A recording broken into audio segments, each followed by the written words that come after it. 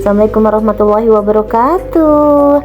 Libur panjang ya, mami-mami pasti bingung deh mau diajak kemana nih anak-anaknya berwisata yang kira-kira juga memberikan edukasi buat mereka. Nah, kali ini saya punya nih, kita akan berwisata yang juga memberikan edukasi untuk anak-anak kita semuanya.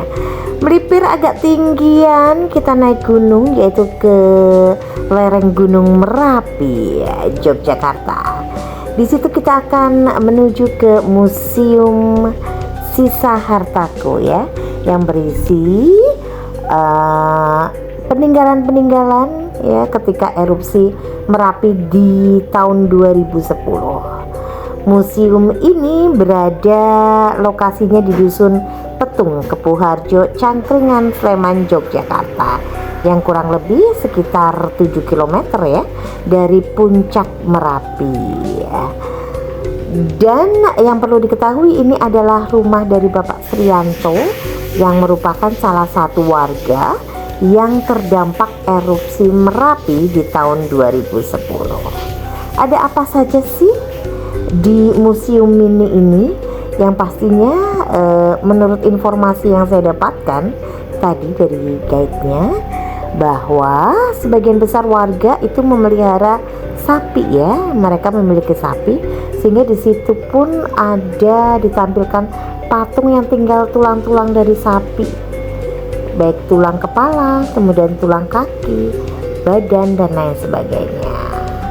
Selain itu di situ juga ada jam ketika erupsi itu terjadi di tanggal 5 November 2010, yaitu jam 12:10 kalau saya tidak salah, nanti koreksi ya.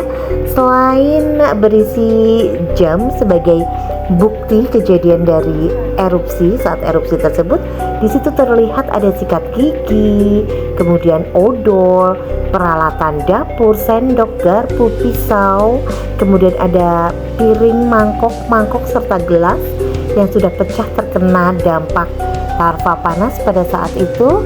Dan kita kemudian menuju rumah Bapak Srianto yang ada di belakangnya, itu juga masih dengan peralatan dapur ya yang terkena dampak pada saat itu. Kenapa sih harus dibuat museum mini? Yang pastinya menurut Bapak Srianto yang mempunyai rumah, yang pastinya itu bertujuan untuk mengenang peristiwa tragis dan sebagai pengingat bagi generasi mendatang akan dahsyatnya erupsi Merapi. Di situ terlihat juga ada seperangkat gamelan, kemudian ada seperangkat meja kursi tamu, dan juga yang pasti kalau orang Jawa suka sekali membuat kayak semacam pantun mungkin ya. Sebenarnya itu berisi nasihat, banyak sekali nasihat yang di situ juga dituliskan di tembok-tembok yang ada di rumah Bapak Srianto tersebut. Begitu.